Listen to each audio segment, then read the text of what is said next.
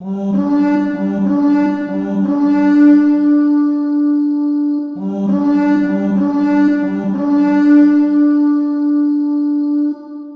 my brothers and sisters of the Order, welcome back to the Order. I'm Celtic Templar, and today y'all, we're actually going to get started into reacting to ThegnThrand's latest video on the Egyptian Khopesh. Now, we're actually going to see what carnage this weapon can cause. Now I want to put this out here y'all. The Egyptian Khopesh is a Egyptian nobleman's weapon. This would have been a net worth of about, I want to say up in there and about like a couple like almost like $1 million worth, I guess you could say, in that timeline of the Bronze Age. Now that would have been back then, but this would have been the cost of Ferrari back then, so yeah. Now we're actually going to see on what damage it does and such, and we're going to see what it can do. So let's get started. Hiya, Thrand here, and I am here continuing the series, The Deadliest Warriors of the Egyptian Bronze Age. Neil Burge sent us these weapons. We have an Egyptian bronze spear. We tested the Canaanite duckbill axe that was used by the Egyptians as well. And now we're going to the pharaoh's weapon. This is a replica, almost a spitting image, very close to that of Ramses II. He was from the 19th dynasty, New Age in ancient Egypt. And we found... I won't put this out here, yeah. This actually is based off of the Ramses design sword. Now, if now y'all know on how the Egyptian Khopesh is mostly supposed to be used, this is like the reason it's curved is to act like an axe in the form of a sword. Now, some of y'all don't know how that's supposed to work or whatever. Let me get my falcata real quick. Alright, now here is an example of a falcata. Now, as y'all see with this one has a slight curve in there, as in the form. Now, many people don't realize that this design is the infantry model compared to the cavalier model, which is more tip-heavy for a downward slicing. Now, unlike with the falcata swords, as you see, instead of it being like this whole-bladed design like this, the Kopesh has this design that has a curvature. This, in the process, acts somewhat near identical to a Dane axe, is the best way I can put it. If now you know what I mean by that, if you take a look at it, it has that curvature that allows it to be near identical to, say, well, a Dane axe design, or some type of axe design, then in which, with that curve, it acts like a shock absorbent. In other words, it's light as a sword, but yet has enough destructive power like an axe, of which is lighter than this. That's saying something of how much more power it has compared to the falcata. In other words, this is a lot lighter than the falcata, because the falcata is heavy, but not as but has slight bit more power. But due to the lightweight of the Khopesh is going to be a lot more able to deliver more blows than that of a said falcata would. So yeah, the Egyptian Khopesh would do its job compared to this. So still, this is still a good example of how dangerous weapons are. So yeah. One very similar to this in his tomb that was his Kopesh. His reign was from 1279 BC to 1213 BC. That's right, it counts down. So these particular swords came up... Okay, what about that here? Yeah, most people don't realize this. When it comes to BC compared to AD or CE, as many people would call it, the way we have to look at it is that, one, if you go to BC, it counts downward the further on you go. This is, many people don't understand this and such. But yeah, this is supposed to reference before Christ, but other reference to this is before Caesar and such. So it depends pretty much on how you view it. So yeah. The only one I did want to re-roll it. I tried it. This cut almost all the way through, almost a 4-inch roll. It just barely didn't.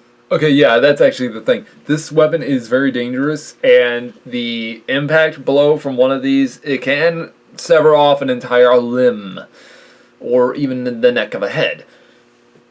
We're gonna see what happens when he tries it out on some armor soon, hopefully. So yeah.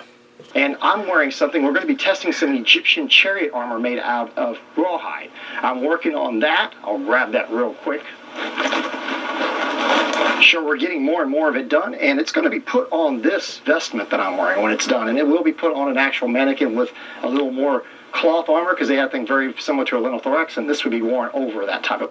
Okay, yeah, Thran gets this actually very historically accurate, because this is actually very historically accurate to what they would have worn. Now, most of the time, yes, these would have been made out of rawhide or some form of equipment, mostly because of the animals they hunted there along the Nile River. So this is actually 100% correct. Now, if you were wealthy enough, you could actually make scale armor out of bronze, but it depended. Now, most of the time, though, this coloration armor would mostly be seen on, say, horses, some say.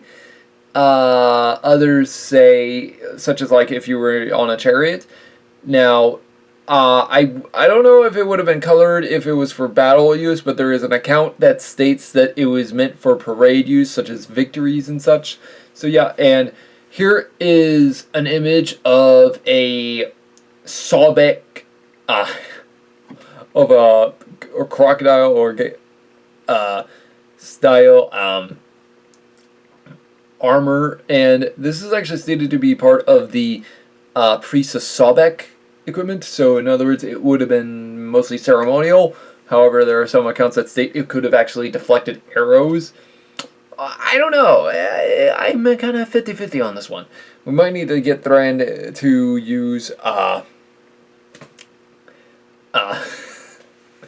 some sort of, say, like gator armor, maybe. I don't know. If anybody's from the Everglades or whatever that, or Louisiana, send him some gator skin and such, so that way we could see what that could actually do, because one, it might be a little different, because I think gator hide is probably slightly stronger than cowhide, so yeah. But scale armor is still a well-used armor throughout the history books. In fact, if I remember correctly, scale armor was pretty much used from the Bronze Age, or even some accounts state from the Copper Age, all the way leading up even into the 18th century, and even sometimes into the 19th century. This depended on where its location was, so it depended. Of material to enhance it. This should stop arrows. This should do all kinds of amazing things. But today I'm wearing hide armor, which is a soul bend. But I mean, as far as I know, they had like rhinoceros hide, which we can't get that easily. And this is thick. We tested this before with arrows. Okay, that's actually very true. They did use rhinoceros hide. They also used elephant hide, crocodile hide. They sometimes used hippopotamus hide, which was probably the one scariest thing you could ever actually do. Now, here's the thing. If you don't know how dangerous hippos are, let's just say you don't want to make them mad or go near any one of their children, because then that leads to the downfall and you can die. But yeah, there is also an account of hyena hides, which were the most common, of what I'm told, but were not as good of armor. So yeah, in fact, he's trying his best as to show him off as what they would have been dressed as. As I said, there are different variations of equipment they could have used at the time. Most of it would have been boiled leather armor, which was the most common at the time. Now, that's the same thing, because one, there are very rare accounts of them wearing metal armor, especially the further lower class you go, the less metal armor you see and the more cloth armor you see. Now, probably to the middle class, you probably would see leather and like some more leather armor and a mix of bronze, but the higher class you go, the more bronze armor you'll see. So yeah. and it stopped them, like 65, 70-pound arrows with modern razor heads, because that's all we had at the time. And you could see the wounds in it. It stopped it. So this kind of armor, I feel very confident this would stop a cut from a sword or possibly even a thrust easily. And some spears, some might make it, some wouldn't. But they did wear armor very similar. So we see drawings where it just covers this part of the body, the abdomen and part of the chest. I figured, why not? I'd wear this today and some bracers and look like another man on the field from Egypt against this one. The only thing different is I would have a shield. I don't have a proper Egyptian shield, but I got a round shield. But I'm not going to use it in these scenes because it makes it very difficult to see the cuts. Although I may stand like I'm using a shield with it, I'm not going to use a shield because it's too hard to see. But we're going to go ahead and get started now, and we're going to see if this can cut through this head protection, this headdress, which was actually a form of protection. Later. That is actually very true, and these were a form of protection for the very lower class because it could actually provide padding in some forms. But as well, knowing to the fact he's going to be using this on that, I don't know much, but it might cause a wide brim cut design that could in that process actually break the skull underneath. Because one, it's not enough padding, so yeah. Century, I've been told it even wore like bronze skull caps, which we don't have one of those right now. We don't have access to. That is actually very true. By the later centuries, many of them started to wear bronze skull caps underneath their headdresses because one, it would have been a little more protective. So yeah, I think I actually told Thran that in a video, in a little messenger video part we talked about. So yeah, but. Yeah, I think I explained this on his last video on the duckbill axe, which did devastating work, don't get me wrong, but holy nightmare out of hell, I did not, because there are different variations though, but he only has one variation on the axe. There would have been the hawk axe, there would have been the eagle axe. There are different variations of names, but they name them pretty much the axe tip after a bird because of the way of how it's pointed. There would have also been the crane, I think this. There are different variations. I can't call them all, but yeah, a lot of them are weird to say the least. One of them is called the Sogoak. I think that was called. It's called of what that was supposed to be based off of. I have no idea. So yeah. Bronze, or I might try something like that for the first of the test. But what we want to do is see what would happen. And you don't know if that's under there or not, but we're going to see what happens if we give a full force blow like we did with the Canaanite Khopesh, and if it can go through this amount of material. Oh! It cut into it, but it wasn't able to make it completely through. It made it into the actual top of the skull, though. So, yeah, I was like, I couldn't believe that. I hit it. I'm pretty much betting that it would have probably dazed him enough that he would have, it kind of felt like as though somebody hit him with a nightstick, probably. So, yeah. But as well, if it did cut, that is dangerous enough. Now, another thing I want to put this out here, many people don't know on the difference between a Canaanite Khopesh and an Egyptian Khopesh. There are several differences. One of the major differences is that Egyptian Khopeshes have more of a hook into it. Now, what do I mean by a hook? If you see in this image, there is a little hook piece onto that. And this is actually for more than one thing. It's meant to hook a shield. It's meant to hook a limb. It's meant to hook the neck. Kind of pretty much to help out. Now, just like a sickle would. Because pretty much if you think about it, every time I take a look at that design, I always end up thinking of something like that. And, well, the way an axe is. That way you hook right behind someone's neck, pull it back, and finish them off. That's kind of the way if you think about it. So the Egyptians had that, only with their sword, which is kind of cool. The Canaanite one, though, apparently not, which is weird. They don't have them as much. It's more of a cylindrical point. In other words, it's more meant for a sideward thrust, if you would. Which, don't get me wrong, very dangerous, but not exactly my cup of tea of what I like. But I have also been told that the point end of that hook can also be used to stabward. If you pull it in that type of force, it could actually cause some damage to the back end of the neck or limb and cut them. So, yeah, I don't know if it's true or not, though. Thought it's going clean through. What has effectively happened is our actual head covering has protected him from going directly through the skull, but it still cut into his head. So that is not good for him. We need a better blow than that. That's what that means.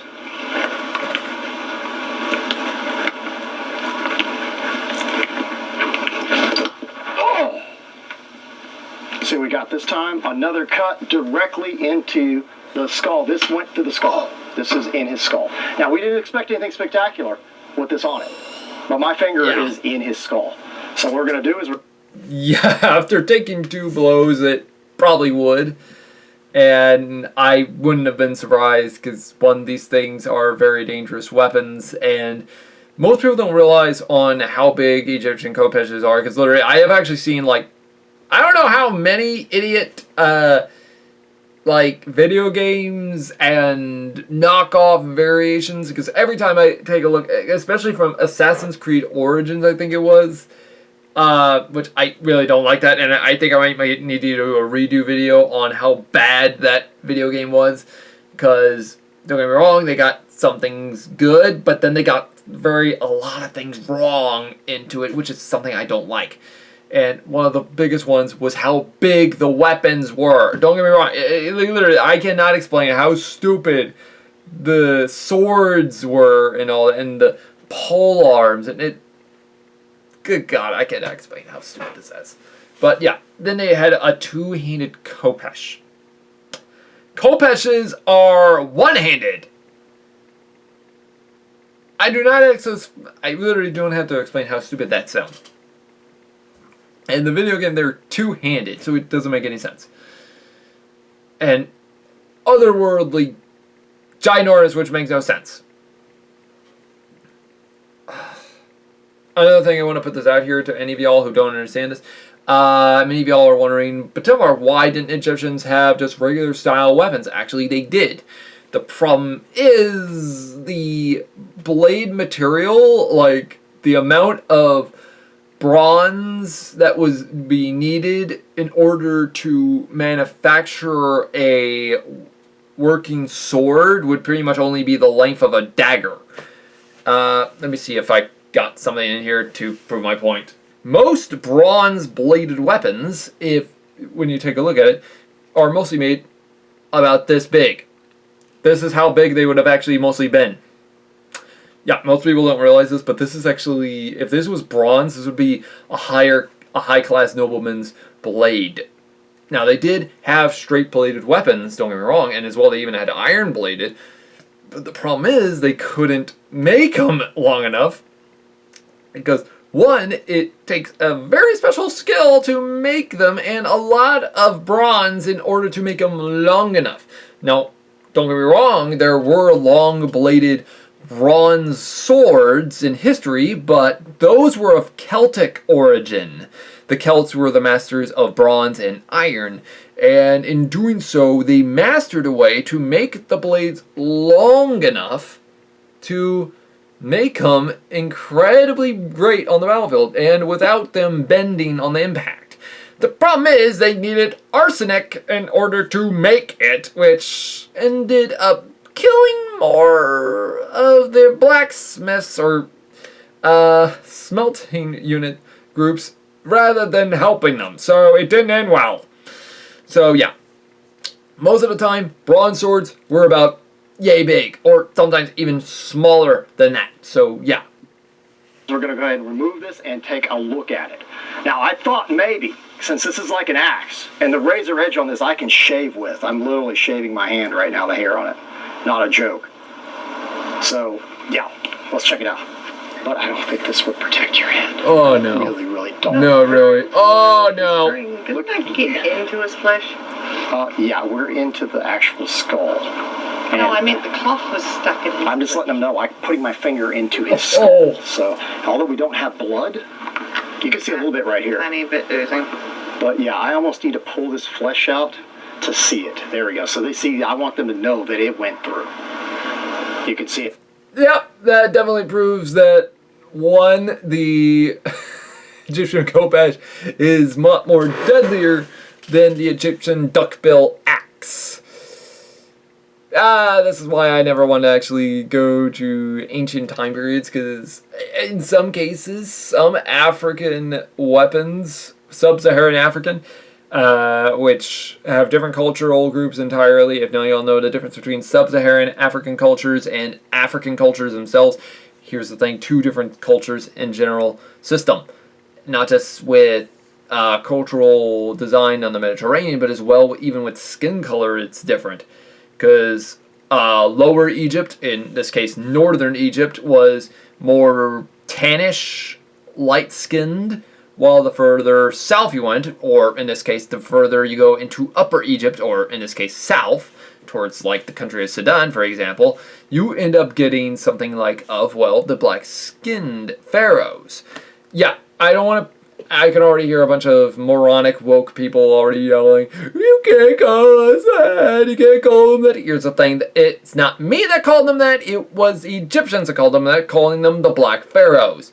And that was the era of the Black Pharaohs when the kingdom of Kush and such, conquered Egypt in a point in time. So, yeah, I want to put this out here. And as well, some historians also debate that Egyptians copied from the Kush kingdom, I think if I'm mispronouncing it anyway, or Kadesh and such, and there are different variations and sources. So, it's weird, I know. Yeah, I don't know why we don't have blood running out, but I think it's so high up. It's so high up that, yeah. Enough pressure from the blood to push it out. Right, but that is still, in my mind, a kill, right? He's not going to survive that. That's just not a... We might put it back on for one more test. I just want to kind of see what happens around the neck. On this one, we got this draped around like he has some cloth around him.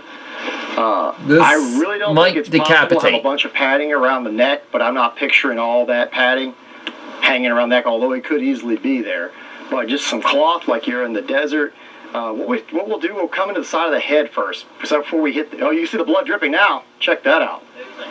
Yeah, it's coming out. It's just slowly coming out. You can see it dripping out like he's crying blood. It just didn't have enough pressure to force it out at a higher rate. Yeah, it's not like, yeah, this is a real person. That blood would be everywhere, but then he'd be on the ground bleeding out, and that'd be it. Pretty much. All right. This is going to be in the way of me trying to hit the jaw. We're going to try to cut through it and go into the jaw. Oh. Wow. Oh. We got to cut through the cloth, and we did padding too. And what it did is it cut to his jaw. So what our padding's done is, if you look at it, we got a hole through the cloth. It hit partial padding too, more than I thought. It didn't just hit the thin cloth, the thinner layers. But what we've done is we've cut all the way to the jaw and into the bone. It didn't go through the jaw, so it's probably lucky he had that. That's the way I would look at it. But we've got to cut through this and through the actual... Still though. Through the actual padding. So, there we go. We know that that didn't protect him a lot. No, it didn't. Try a different kind of hit. Let's come down the front. What do you think? Like straight in, like down the front, like. It's gonna cleave through. Oh, called it! I don't know, but yeah. That's a cut straight into the skull. We might want to look at that. Oh no! I think we're gonna retire. It took the cloth with it. It's not quite, what do you call it, cutting it. That went... Yeah, that definitely cleaved in the skull. Clean through and into the skull. Got another wound. You know what? I'm just going to leave that up there and see what it does to the neck, cutting across into the thinner cloth.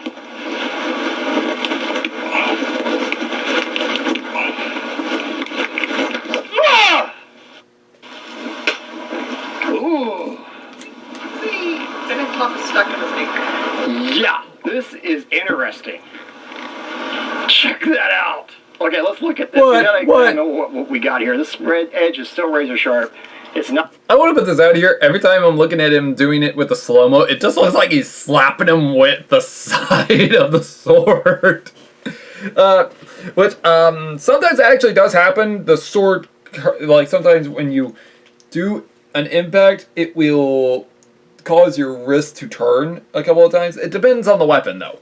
Because some accounts, it's this, some accounts, it's that. So, yeah. Not dulled in any way. Yet this is just gruesome in a respect. His cloth. Oh! His throat. I don't. Oh! Oh no! No! Oh yeah. I'm gonna put this out here. This can actually happen. This is devastating on the battlefield, and there are many accounts that do state that the cloth will sometimes get dragged into certain wounds, depending on what they are.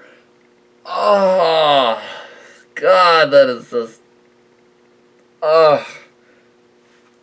Because I think the one account I have read about is in the year 1125. Apparently, a Viking, or, well, not Viking, Danish nobleman ended up taking an axe blow to a certain part of his body. I can't remember where it was, but apparently due to the axe design, it cleaved into him and took the cloth in with him. Now, he was wearing armor over his cloth, but it stated that because of the axe blade itself, it dragged the cloth in there into the wound, and in doing so, it seeped into the wound, and, well, let's just say the cloth did not act like something you would want, because it ended up acting like a sponge. It drew out the blood in the process. So in doing so, the nobleman died very, very slowly. So, yeah. I don't think that would help him much where there was no actual padding. But let's look up here at the top, because I'm going to retire this at this point. We went through the front of the head, which we're going to just pull it off. Tying that headband back on anyway. Yeah. But this was that front gash, and I want everybody to see the skull as well. So even though with the padding, the headband, and the 2 layers of cloth, like I'm wearing, that is into, I mean, that's into the skull. He's bleeding out of it right now. Oh, no. And then we'll see what this neck did. That's what I'm curious about. Sorry, but I'm seeing if it cut the cloth at all, or just... Oh. I think it just... No, it cut the cloth. If it wasn't for that cloth, this guy would have been decapitated. Oh, that would be horrible. Because I know it wouldn't go clean through your neck that way, but I know it wouldn't go through your real neck that way. Still though. I think it could embed it into your flesh like that. I really do, and it did cut somewhat through. But the neck gave, so the cloth was able to stop the edge from cutting. So that's impressive. Now let's try a blow or two without any head armor, because a lot of times men went into battle, and we see depictions of it. All they had is a little bit of hair, no hair, or bald. I mean, we see it all the time. Pretty much. I would like to say I was completely surprised, but not really, because we did try the Canaanite Khopesh before, which is probably a predecessor to the Egyptian design, and it was able to cut through gambits and in multiple layers of cloth and video. So it was very impressive, but that was... Oh yeah, this was an old video. I still remember this one. And yeah, this is why I don't like to mess with certain weapons from the sub-Saharan or even African culture. Mostly from African culture, because the African style weapons are just, I don't know why, they scare the hell out of me. And any fantasy, like if any of y'all are getting into the fantasy games or whatever, or like if y'all are going to do artwork on fantasy weapons, here's the thing. Look up African tribal swords, clubs, or axes and such, and you'll see my point of how horrifying those things are. Or as well, look at Indian cultural weapons, and you'll see why I don't like to own one, because they kind of scare me. I don't know why they do, but they scare me for some reason.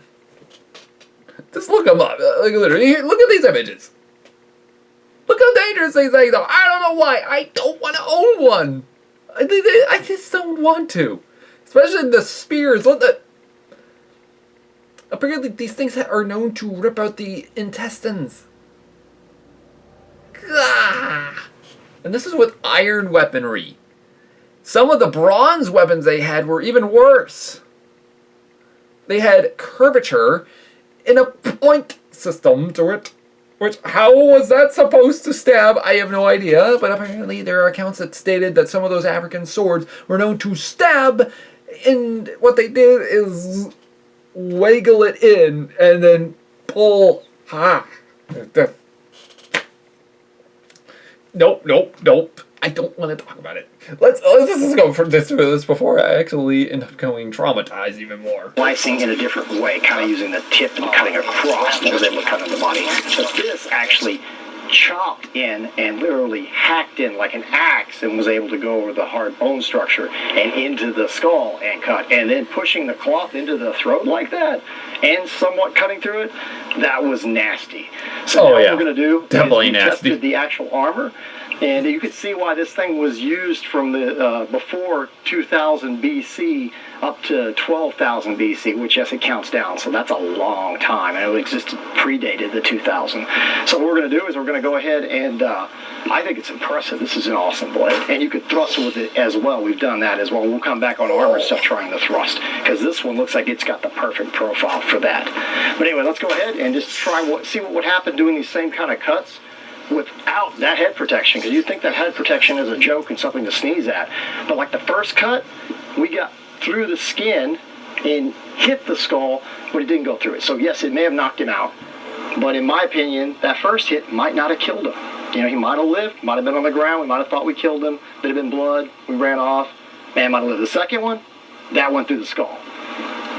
Also, I want to put out here, some Egyptian Khopeshes were also known to have more curvature in the blade, which means a lot more impact. So just imagine how horrifying that is. Although some accounts I have read is stated that the less curvature, the less damage it would do. So I don't know if that's true or not, but some accounts also state that the more curvature, the less damage it does. So I don't know which one is which. Maybe we'll get Thran to do both. Maybe. I don't know. But yeah, and the one in the front, definitely through the skull, and it also cracked part of the skull this way. That's why you're seeing it separating. So let's go ahead and go across. I'm going to do a cut across from the side up high on the skull, see what it does.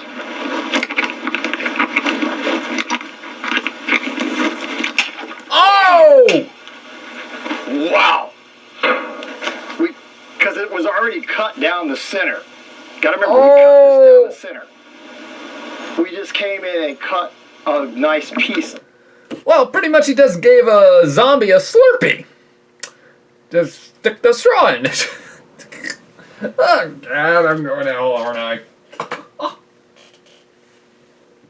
Of his head out. So, we're doing Egyptian brain surgery today, everybody.